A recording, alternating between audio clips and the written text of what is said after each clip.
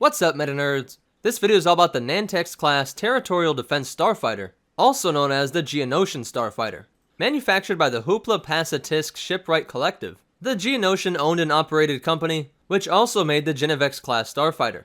With a length of 9.8 meters, or 32 feet, it was about 2 Ewoks longer than the Delta 7, and at 1.9 meters, or just over 6 feet, it was about as wide as a Wookiee. At 2.2 meters tall, it was the same height as the Eta 2 when it had its wings extended. With a top speed of 1,250 kilometers per hour, or 777 miles per hour, it had the exact same speed as the TIE Interceptor.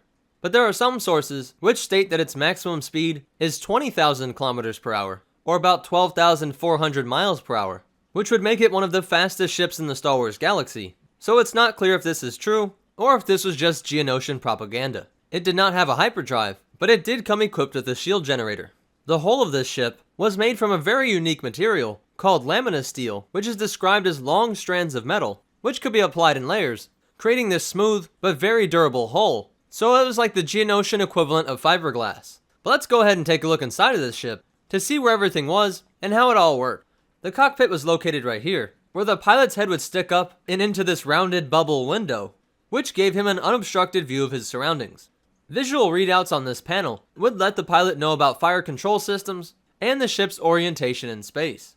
It had multi-axis control yokes and a laser cannon trigger, which were placed in the cockpit in a way that it was almost impossible to be controlled by other species, and relied heavily on Geonosian dexterity.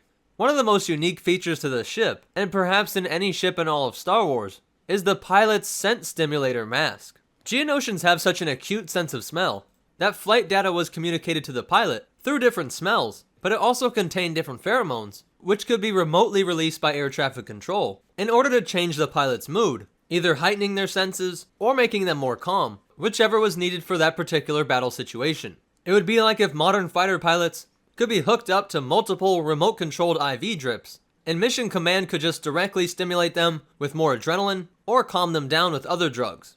Right behind the pilot was the flight computer, and moving our way down, we see where all the propellant was stored and how it fed from these hoses into the ignition chamber.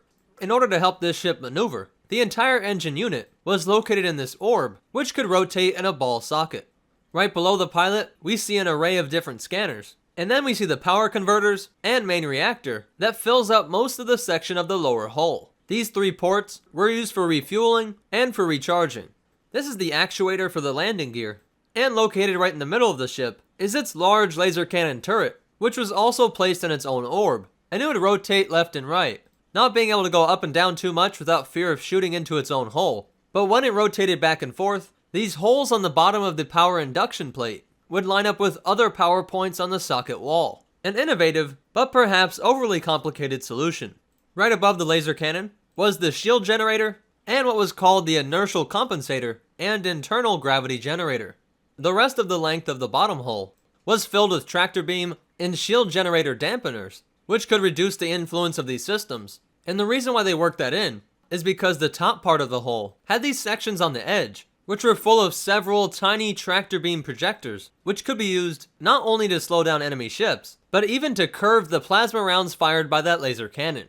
When being serviced in between missions, this ship would attach to a refueling platform via this docking clamp. And each ship belonged to a specific pilot, because pilots were chosen at birth by having a specific pilot caste of their society. And when they were still in a pupil form, their starfighter's flight computer was reading all kinds of biological data from this future Geonosian pilot, and by continued scans throughout its life, they could develop an idiosyncratic, coordination-enhancing feedback system.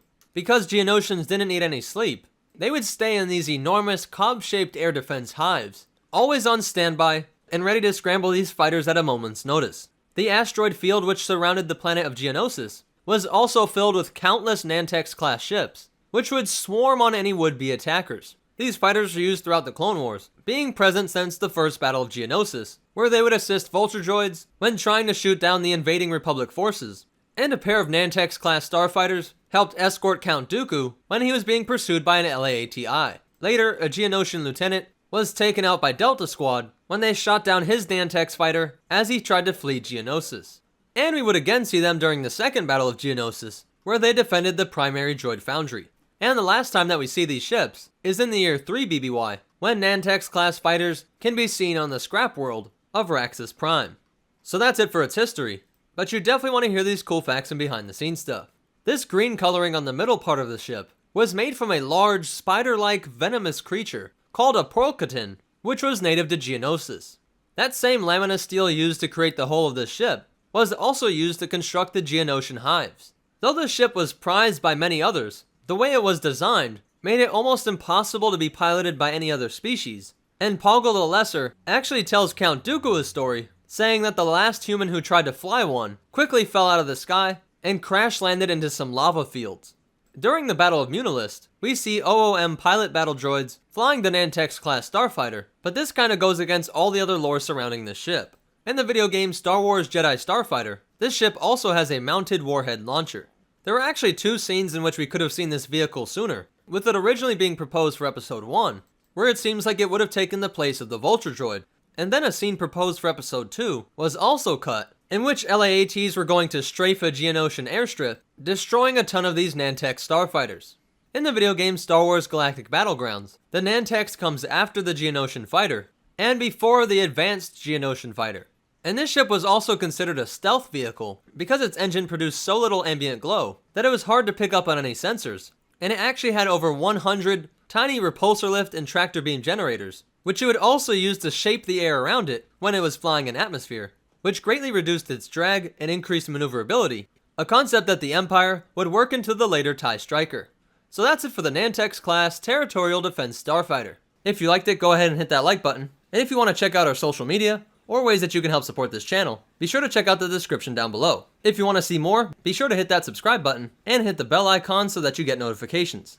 But more important than all that, remember, you can hate the prequels, but you gotta love the Geonosians, and the Force will be with you, always.